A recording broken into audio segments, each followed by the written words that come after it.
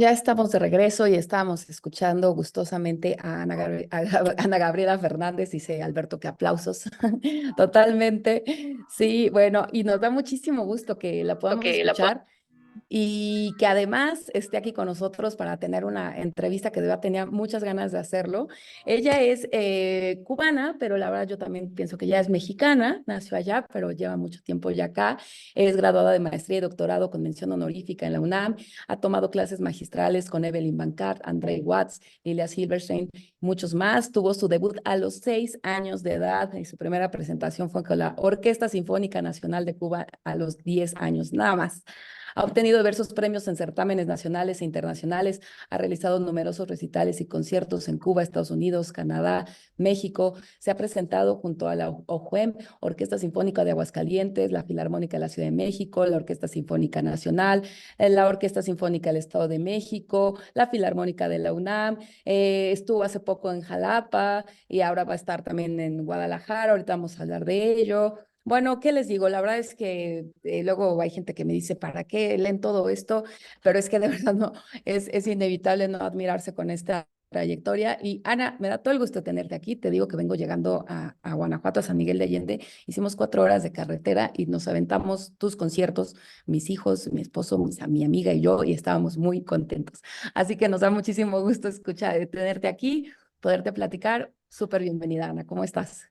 Ay, muchísimas gracias por la invitación. Perdón que me hayan salido antes de la reunión, pero es que estaba así como que tratando de ver todo, porque no soy troglodita cibernética, aunque no lo crean. Entonces, conectarme a una reunión de Zoom es todo una cosa tremenda. Pero Yo, agradezco mucho la invitación, agradezco mucho que me abran este espacio para poder platicar sobre, pues, sobre música, por lo que he dedicado, lo que llevo de vida. Y pues agradezco mucho que escuchen las cosas que hago, ¿no? Eso para mí es el mayor aliciente, ¿no? De lo que estoy haciendo con mi trabajo, ¿no? Ay, Ana, pues no, evidentemente debes de tener tantas cosas en tu cerebro que ya lo que menos importa es la tecnología. No, no yo siempre digo, hay que hacer economía del conocimiento y la verdad es que es impresionante. Te he escuchado aparte en varias entrevistas que además eres una super lectora. Justo ahorita que hablábamos con Dana, sé que te gusta mucho la poesía. Compartimos nuestro gusto por Alberto Blanco, por otros poetas, por el cine, mi esposo es cineasta también. Entonces, la verdad es que cuando empecé a conocerte, dije, bueno, esta es una maravilla de mujer y me encanta que estés aquí, sobre todo en este programa, no sé si nos has escuchado antes, pero en Mujer Radial, pues obviamente tratamos muchos temas de género, ¿no?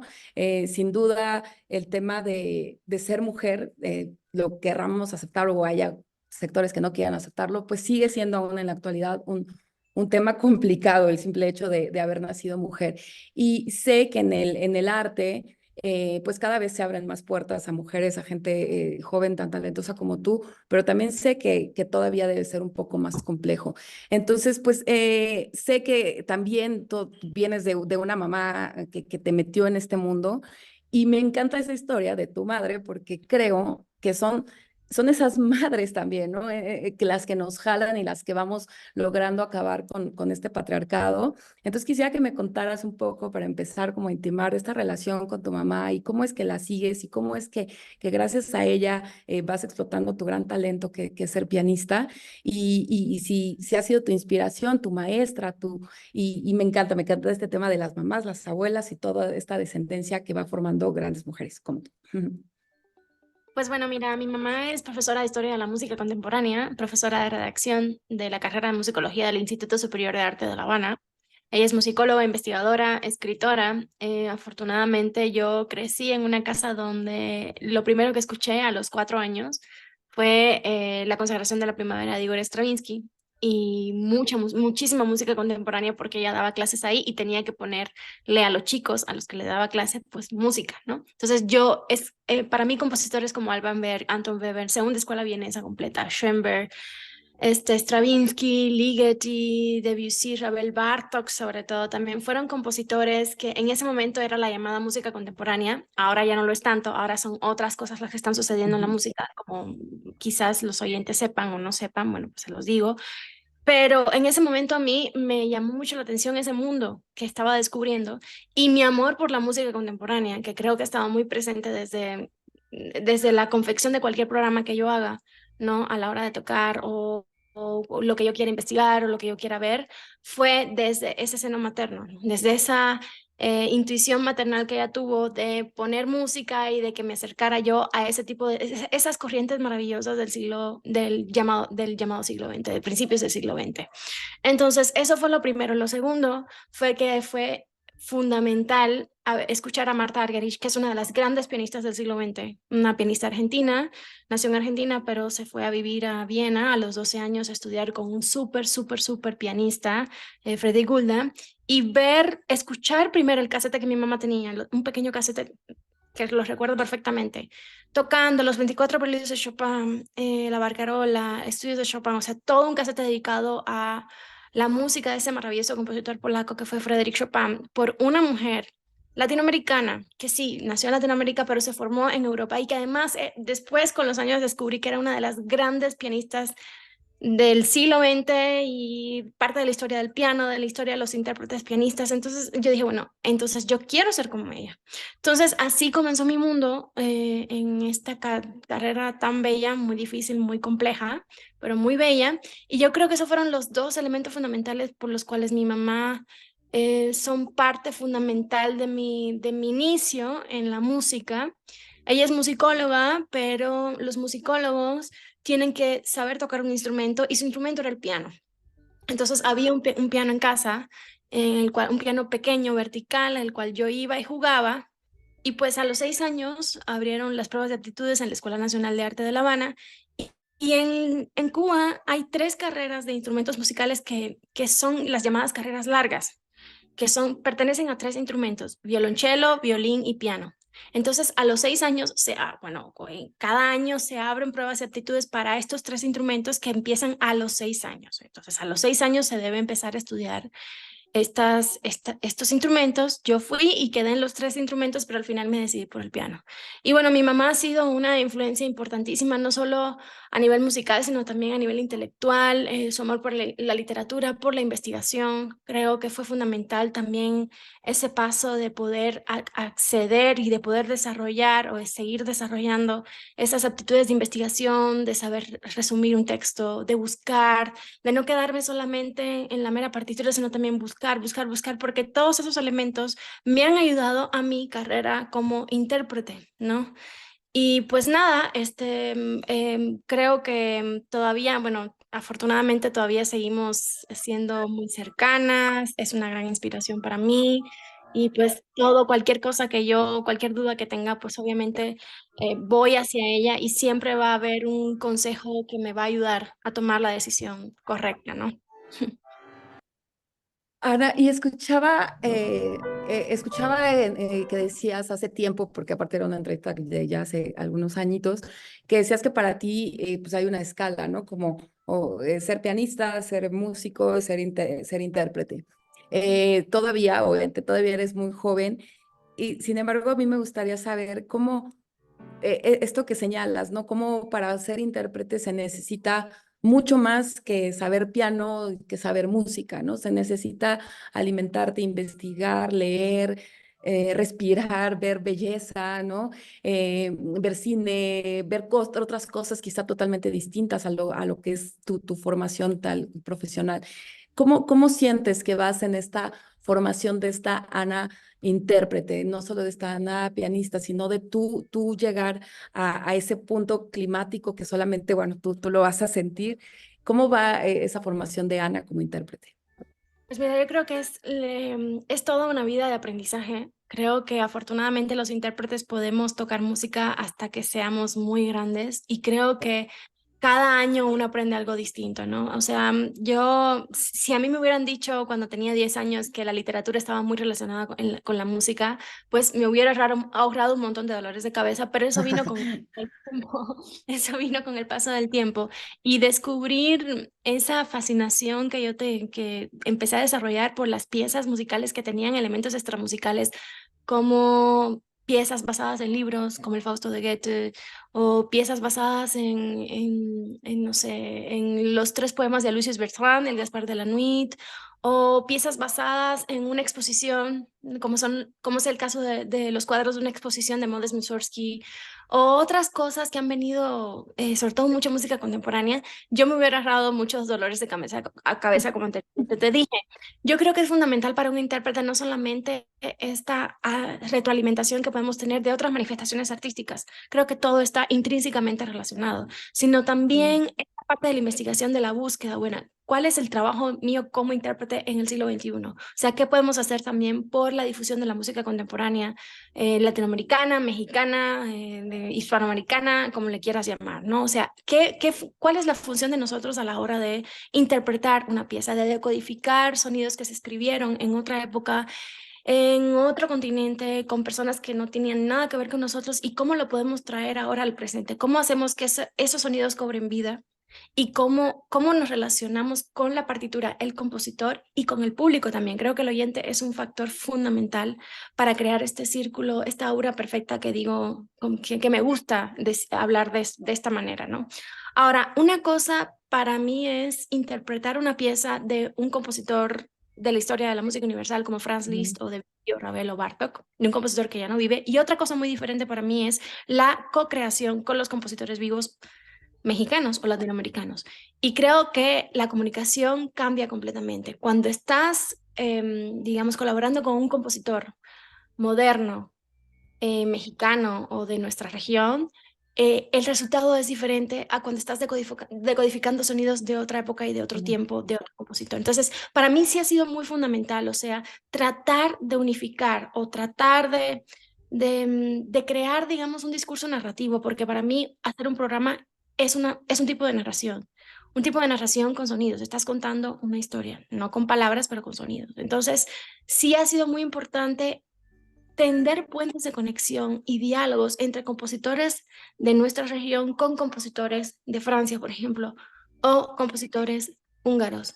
Por ejemplo, el caso está de que em, te puedo hablar de Mario Lavista, que es un Mm. compositor que, bueno, hoy es su cumpleaños, el cual yo he tocado muchísimo, y que tiene muchos puntos de conexión y muchos diálogos con Oliver Messiaen, por ejemplo, o con Claude Debussy o Maurice Ravel. Entonces, para mí eso fue fundamental. ¿En qué tienen puntos de conexión? No solamente porque Mario Lavista estudió en Francia, sino también porque él admiraba la música de esos compositores y la búsqueda que él hace en las obras para piano tiene mucho que ver con la búsqueda que hacían esos compositores como Debussy y Ravel en el piano, la búsqueda de los diferentes sonidos, la expresión artística del piano como instrumento de la ingeniería mecánica, el uso de los tres pedales, ¿no? La búsqueda del color, que para mí es fundamental cuando quieres tú abordar una obra de Claude Debussy o de Maurice Ravel. Ahí entra mucho también la fascinación de estos compositores por la pintura simbolista, de los pintores franceses. Entonces si tú no conoces las obras de Monet, o no ves, o no experimentas ese tipo de cosas, cómo puedes,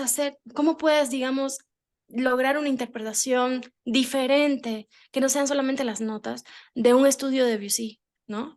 Entonces, básicamente esa ha sido como o sea, mi Como tu búsqueda, formación. ajá, mi búsqueda, y sobre todo me interesa mucho, me intriga mucho cómo hacer este tipo de programas novedosos de obras que no se escuchan en México. Entonces, por ejemplo, yo hice el estreno de los 12 estudios de Debussy en un festival blanco y negro Mm. y lo combiné con obras de Mario Lavista. Y el resultado fue increíble. La gente no daba crédito. Por ejemplo, haces una obra de Toru Takemitsu, que Toru Takemitsu es uno de los grandes compositores del siglo XX japonés, pero tiene mucho que ver también la búsqueda de Toru Takemitsu con la búsqueda de Oliver Messiaen o de Claude Debussy y Maurice Ravel. Entonces, a mí me gustan ese tipo de programas que son abarcadores, que son de diversas regiones y que podemos, digamos, tender diálogos de comunicación entre ellos, aunque sean del siglo XX, del 1960 o de principios del siglo XX o de ahora mismo, ¿no? Entonces, ese ha sido ese realmente es el tipo de carrera que yo quiero desarrollar, de programas novedosos en el cual yo pueda experimentar con obras importantes de la literatura musical universal y también obras de compositores de aquí, de México, del continente, ¿no? Y poderlo, digamos, difundir en otras partes del mundo.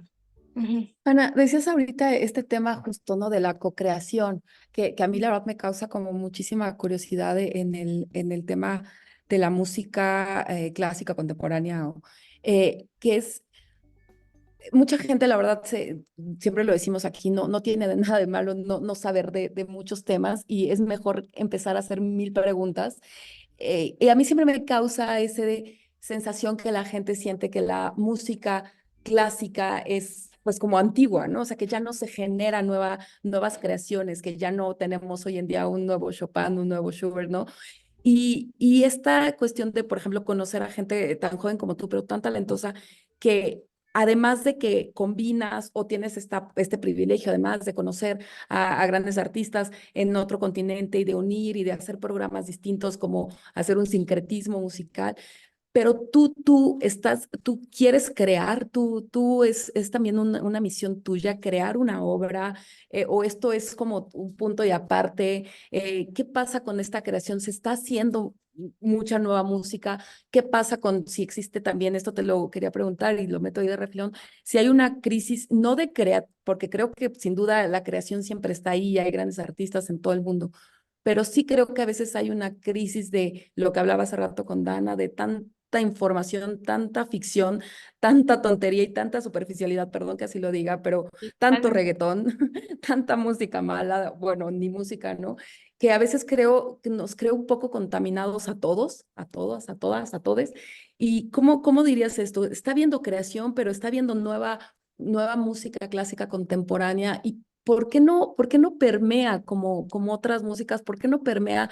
¿Y por qué en México a lo mejor cuesta también tanto trabajo? Porque no es lo mismo hablar pues de Francia, de Holanda, de propio Japón, que de México, ¿no? Entonces, ¿cómo ves tú esto? En primera, si tú quieres crear, es parte de tu objetivo, y cómo crear en un país como este y en un mundo como este.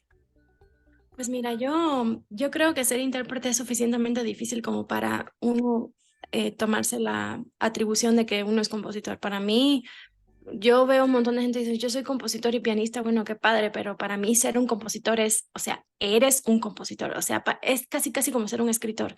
Yo respeto demasiado a los escritores como para decir, no, pues yo escribo, o sea, sí, yo escribo textos sobre música, pero yo no soy escritora, yo soy una investigadora que hago algunos textos para letras libres, para Nexos, para la revista que se deje, ¿no? Para que también las personas se acerquen a ese tipo de música que está, lo que está sucediendo en la actualidad musical o de los temas que yo quiera, digamos, hablar y tratar de transmitirle a un público que no necesariamente es asiduo a las salas de concierto, porque hay de todo, y que puedan acercarse a la música que yo hago, o a la música clásica, académica, como quieran, como sea que quieras llamarle ahora. Eso por un lado.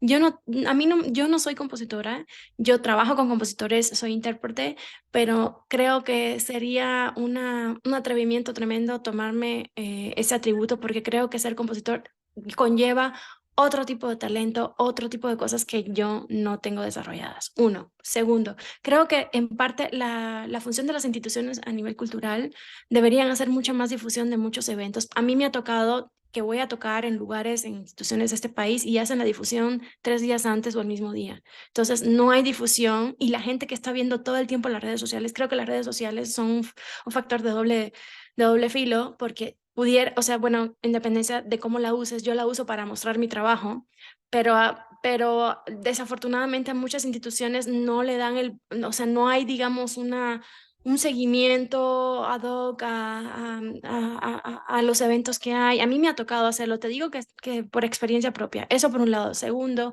creo que hay que romper un poco con los espacios de las salas de concierto y también volcarse a otro lado. Por ejemplo, yo voy a tocar el 28 de abril en Polanco, en el evento de las Flores de Polanco, aquí en la Ciudad de México, y van a traer un piano a la calle, literal, y voy a tocar en la calle para las personas que pasen, entrada gratis, libre, entonces, y voy a tocar la misma música que toco en salas de concierto. Entonces, ese tipo de cosas, que las galerías se abran a hacer conciertos, ¿no? Las casas, los eventos privados, me ha tocado hacer conciertos en casas, ¿no? Y que las personas vayan y que escuchen la música. El aura que se crea en los conciertos en casa es muy diferente al aura que se crea en los teatros. No estoy demeritando la sala Nezahualcóyotl, no estoy demeritando Música UNAM ni a Bellas Artes, pero siento que hay mucho más, tienen muchas herramientas para poder hacer muchas cosas y no las utilizan por falta de recursos, por falta de interés. Este, Y bueno, desafortunadamente uno como intérprete tiene que saber que uno tiene que tratar de hacer llegar su trabajo a la mayor cantidad de gente posible, ¿no? Ya sea a través de las redes sociales, a través de programas de radio, de difusión, ¿no? Ojalá haya muchísima gente que pueda escuchar esto. Yo no tengo ningún, o sea, mientras sea entrada libre, a mí me ha tocado dar conciertos en el Munal con entrada libre y simplemente la gente va, pero es el público del Munal. O sea, no va más allá. No hay un interés en digamos, en la música que yo hago, porque muchas veces piensan, bueno, es que esa es música para gente grande, ¿no? Cuando realmente sí hay jóvenes, sobre todo los jóvenes que estamos dedicados a la música, que sí escuchamos música clásica, que sí tratamos por todos los medios de poder desarrollar nuestros talentos. Sé que hay muchas dificultades. A veces, los compositores jóvenes que veo sí están creando, sí hay una multiplicidad de lenguajes a nivel del siglo XXI, pero también yo siento que hay que ver al pasado. Si uno no estudia a esos grandes compositores o compositoras que hubo en el pasado, uno no puede hacer absolutamente nada. O sea, ¿dónde están las bases? Es como querer hacer un edificio y lo haces y la base, ¿dónde está?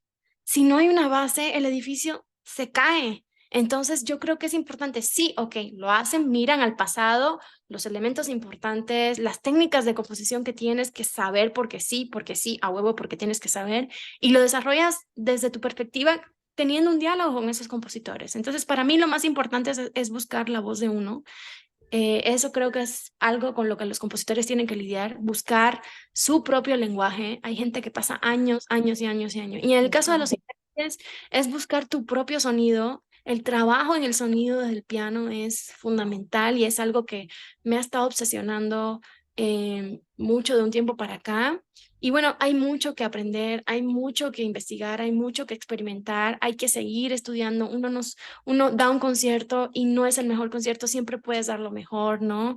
Y buscar, idear nuevos programas, tener sed de conocimiento, de leer esto, leer. Por ejemplo, yo ahora mismo estoy estudiando en el postdoctorado del Instituto de Filológicas de la UNAM, porque hice mi tesis de maestría y doctorado sobre un compositor español, Julián Orbán. Perdón. Ujú, ujú. Julián Orbón, que por cierto mi mamá fue la que me introdujo a la figura de ese compositor y me he dado cuenta de que era un súper compositor. Me encantaría grabar toda la música para piano de él, que es muy poca. He dedicado mi tesis de maestría y doctorado a la mayor cantidad de obras para piano de él y ahora estoy dedicando mi Y de hecho tesis obras inéditas casi, ¿no? Ujú. exactamente. He trabajado con los manuscritos em, y de hecho estoy terminando un libro sobre la obra de Julián Orbón. Que me encantaría poder publicarlo, estoy en eso.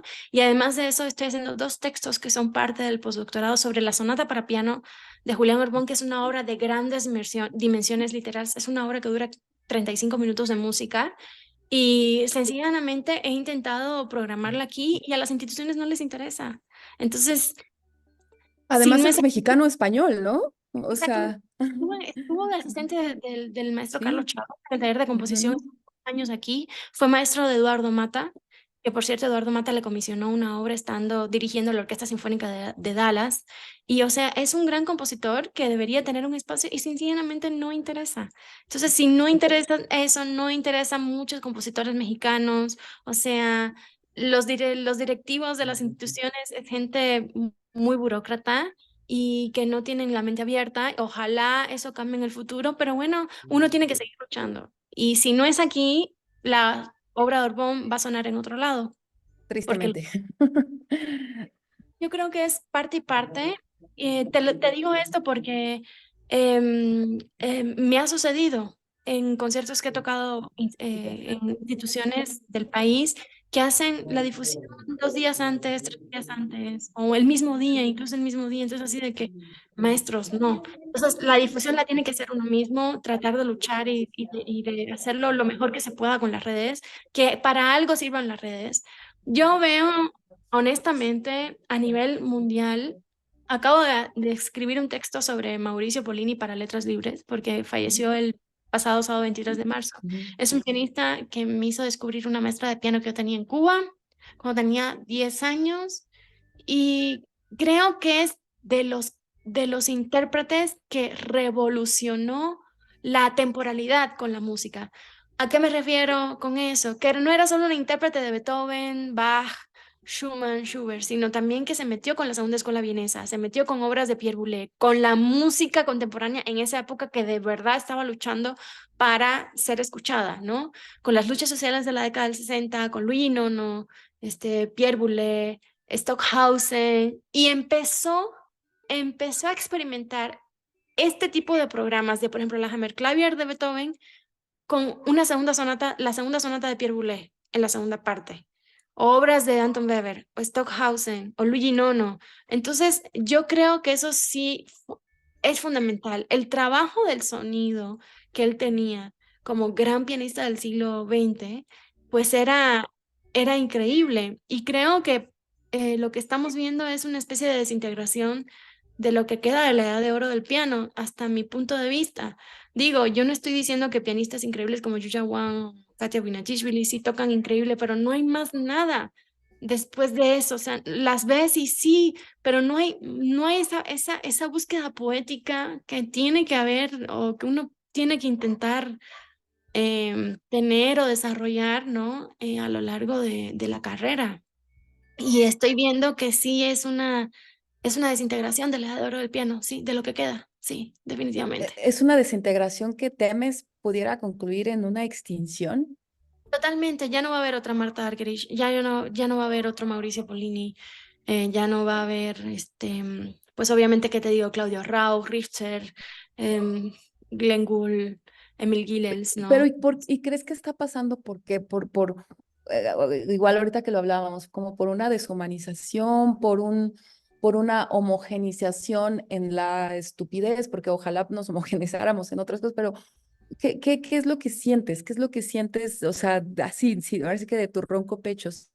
¿Cuál Pues es es que esa crisis que está dentro de la música? Y está dentro de la música porque está dentro de todo, o sea, dentro de la sociedad, dentro de los países, dentro de las naciones, dentro de la migración, dentro de la salud, dentro del medio ambiente, que tú cómo lo recibes ahí en la música. yo siento que permea la mediocridad, no sé por qué, creo que, por ejemplo, estas pianistas que tuvieron la posibilidad de estudiar en lugares importantes, de que se supone que el nivel.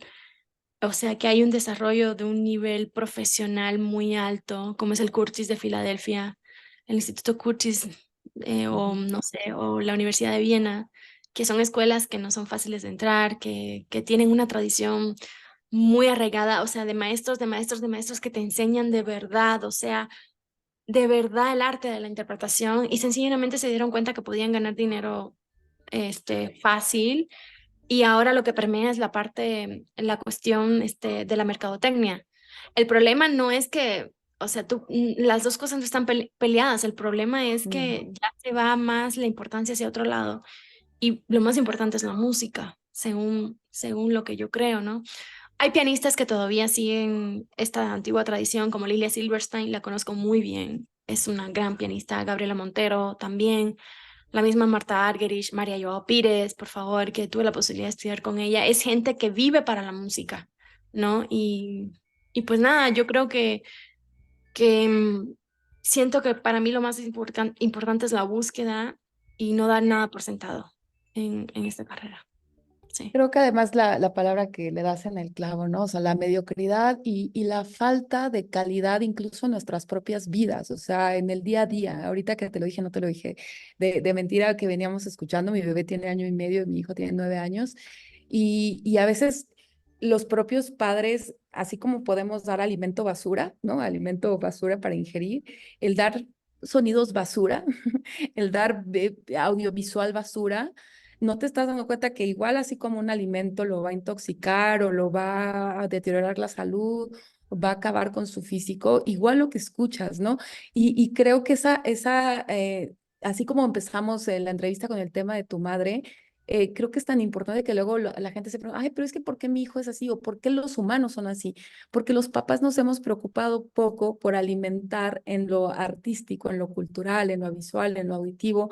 Y entonces ahorita te decía esto porque veníamos escuchando una playlist que tiene mi hijo y le digo, oye, voy a ponerte a una chica que es súper talentosa y va a entrevistar y es pianista y le está empezando a estudiar piano hace 2 años y se lo puse y yo no le quise decir más y, a ver, pon otra, mamá, no, pero eso debe ser dificilísimo. Y entonces veíamos en una escena tus manos Y entonces les comentaba que incluso, ¿no? Hasta la fuerza de los dedos, porque yo a veces lo veo a él como todavía tan pequeño y todavía no le alcanza el dedito, ¿no?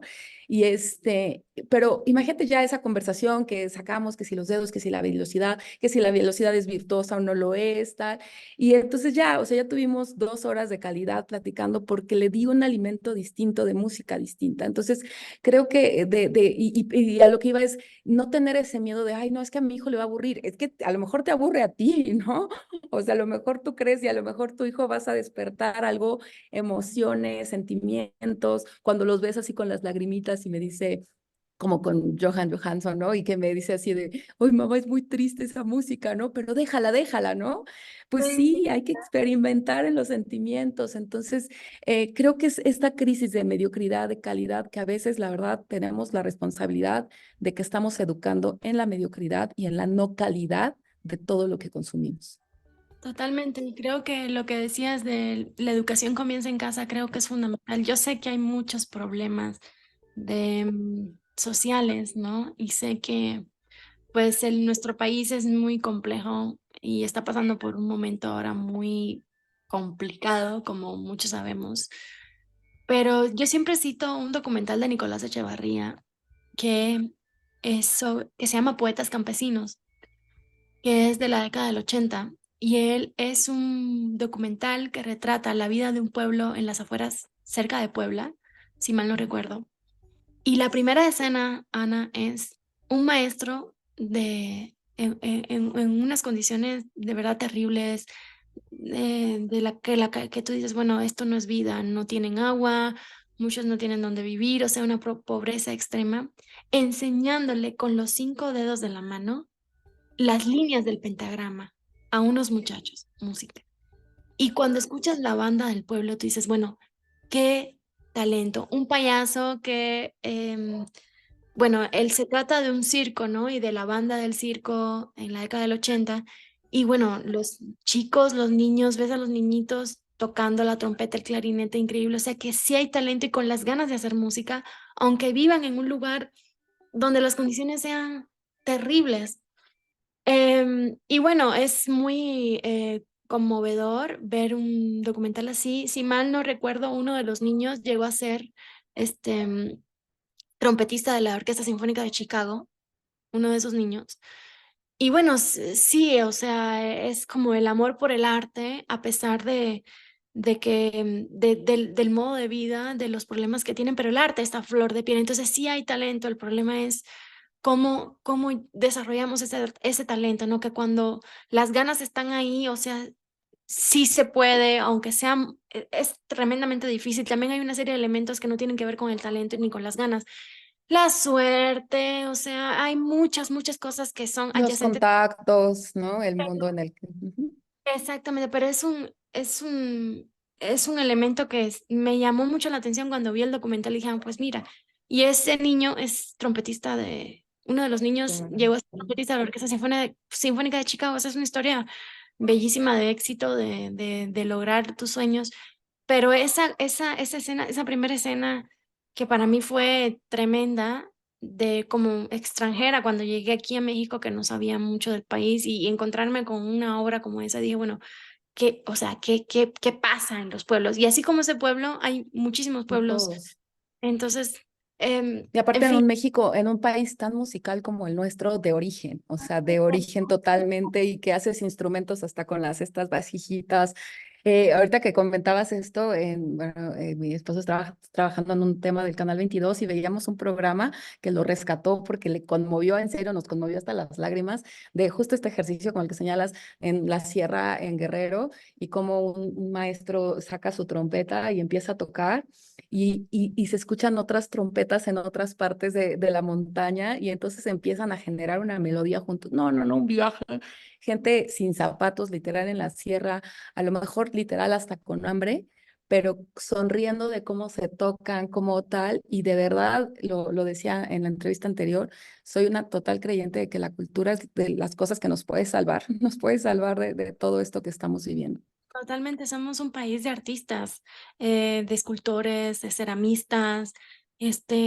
Bueno, recuerdo muy bien mi ida al Museo de Antropología, que fue una experiencia tremenda, porque ves, entras a las salas de las diferentes culturas y tú dices, bueno, es que, a ver, ¿cómo hacían eso? O sea, de verdad, la maestría era enorme, es Totalmente. Es, enorme todavía.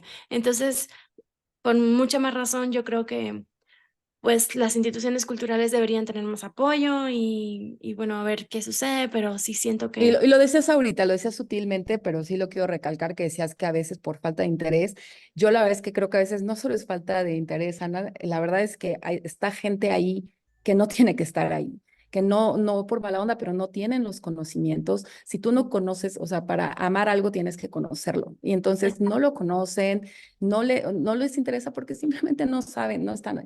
Entonces yo creo que, bueno, ojalá, estamos a punto también de una elección acá. Ojalá se le diera vital importancia a esto. Por ejemplo, la conocemos a la secretaria de Cultura. Es una mujer que de verdad es muy sensible, pero desgraciadamente, pues esa es como la cúspide y luego viene tanta gente abajo que, como dices, son cargos burocráticos que no les está interesando nada, ni llegar ni a los niños, ni a los pueblos, ni a quien más lo necesita, ¿no? Entonces, bueno, creo que es una oportunidad este cambio de gobierno que vamos a tener para que abran los ojos y les caiga el 20 del poder que puede tener la cultura para salvarnos. Y como dices, por ejemplo, en estos ejercicios que vas a tener en Polanco, pues que a veces, pues también los grandes capitales, a veces la gente también estamos, los que somos medio anticapitalistas en contra de esto, pero bueno, que también los grandes capitales sirvan de algo, ¿no? Y que estas marcas volteen.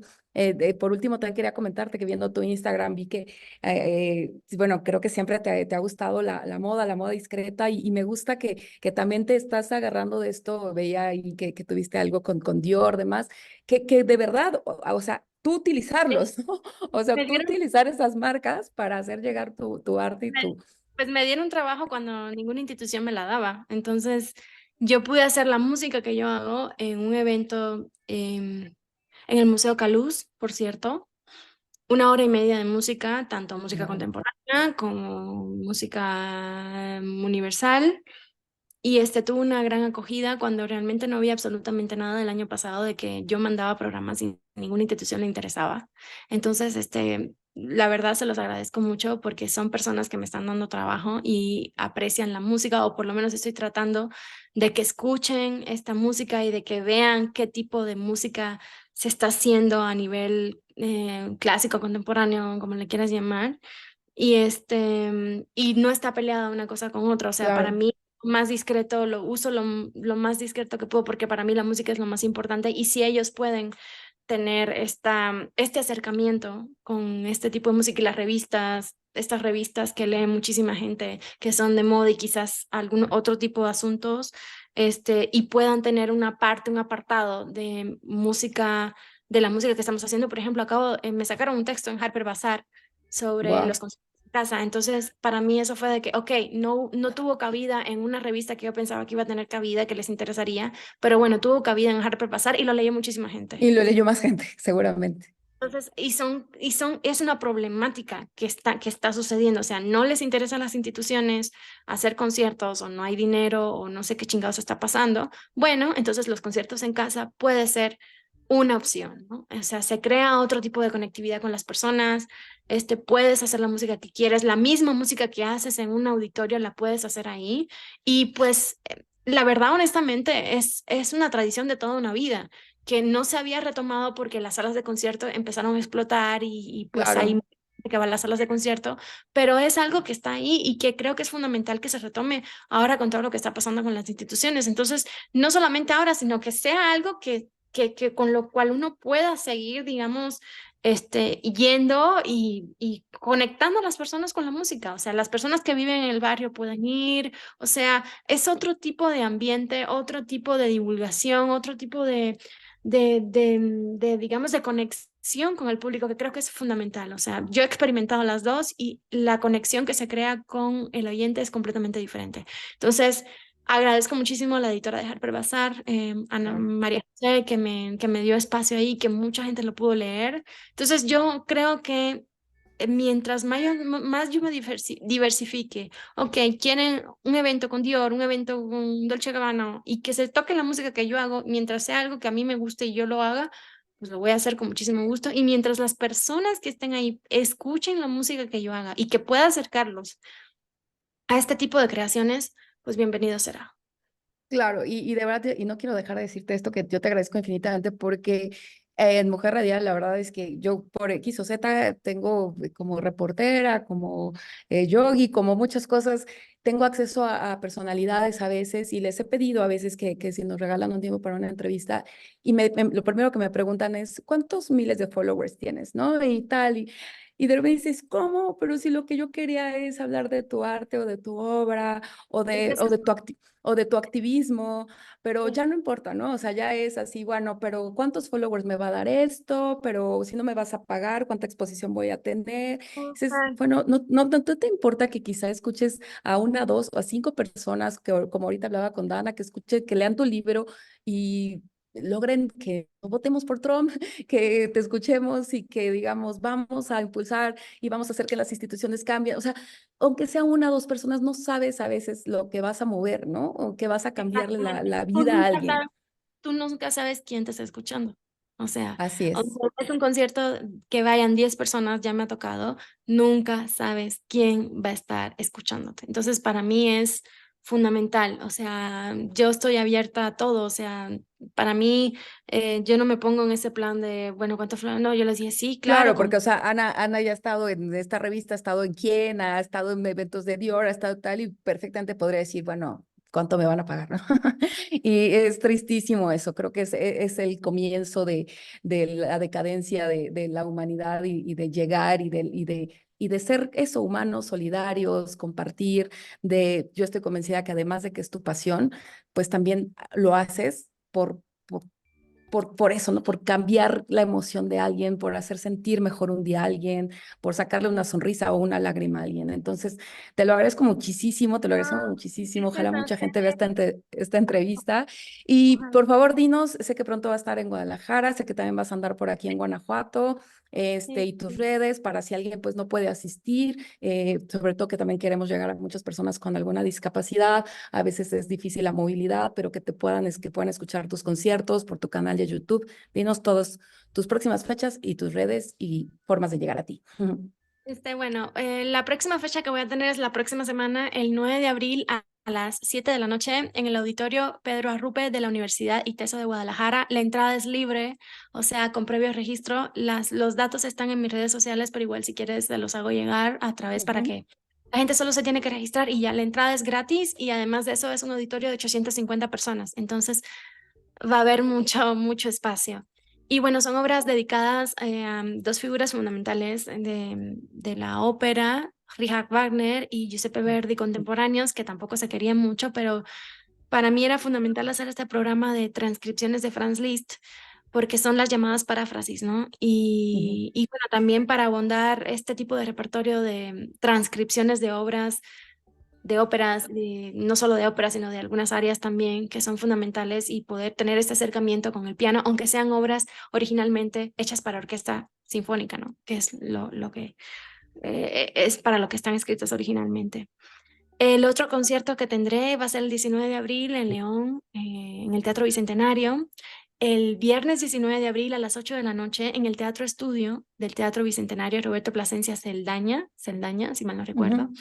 Igual los boletos ya están a la venta a través de una liga en Ticketmaster y también en la taquilla. Me daría muchísimo, muchísimo gusto verlos por ahí. Es el mismo programa, pero es un programa muy bello, con obras como Tristán y Isolda, Ujú. eh, La canción de las hilanderas, El Miserere del trovador de Giuseppe Verdi. Es un programa muy difícil en el que he estado trabajando hace Tú como muchos meses. solista, Ajá, recital ¿ok? sola. Ujú, ujú.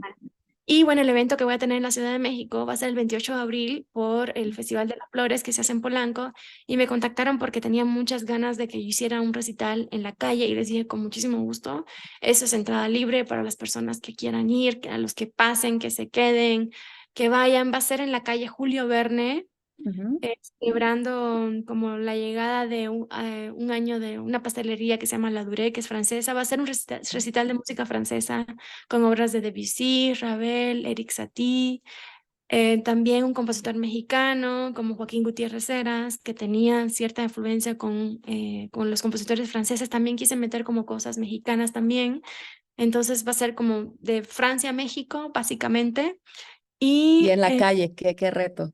Seguramente vas a vibrar la energía de la gente, qué increíble. ojalá, es la primera vez que toco en la calle, pero creo que eventos como este tipo puede ayudar a que más personas escuchen la música que hago y que se acerquen, porque pues ya me ven ahí, pueden ir a una sala de concierto y pueden tener curiosidad de buscar de otras cosas, ¿no? En Música UNAM o en Bellas Artes, ¿no? Claro.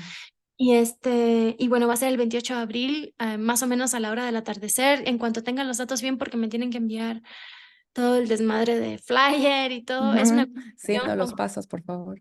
Es una colaboración con Hotbook, que es una revista. Apenas la estoy conociendo bien. Y pues nada, espero que puedan ir. Es entrada libre. Y pues por ahora, pues eso, ¿no? En puerta. Muchísimas gracias, Ana. Nada más dinos tus redes y ya te dejamos ir. Bueno, Instagram, @ Ana Gabriela Fedes, Ujú. FDEZ. YouTube, Ana Gabriela Fernández, piano. Pueden buscarme así, me va a aparecer. Twitter, @Tempo de Rabel. Y Ok. Facebook, Ana Gabriela Fernández. Y, Ahí y- y está. textos estos de los artículos que publicas en revistas, ¿estos también los podemos encontrar en tus Sí, redes? en Sí. mis redes completamente. Escribo para Letras Libres, escribo para Nexos, para Harper Bazaar, cuando se deja, pues para quien se deje, la verdad. Pero básicamente estoy en Nexos y en Letras Libres y próximamente empezaré una especie de podcast con Carmen Aristegui, hablar Mi sobre ex música. jefa. Estamos trabajando en eso y pues a ver si se da, espero que sí. Es un podcast Ah, qué de increíble. 2 minutos, 3 minutos de video al mes, pero creo que también puede ser una ayuda para que mucha gente escuche, ¿no? Totalmente. Entonces, pues bueno, ahí estaré, más o menos. Pues Ana, de verdad te agradecemos todos, Alberto, Tania, toda la producción de Eje Radio, que hayas estado aquí con nosotros, un orgullo, un honor. Gracias. Sin duda vamos a seguir, por supuesto, tu obra. Yo espero verte ahí el 28 de abril. Ay, Estaba a punto de lanzarme a León, veo si lo logro, pero si no, yo te agradezco muchísimo y que hagas esto por ahora tanto que lo necesitamos. El mundo necesita mujeres como tú, de verdad. Muchísimas gracias. gracias por su tiempo y hasta la próxima. Hasta la próxima. Bye.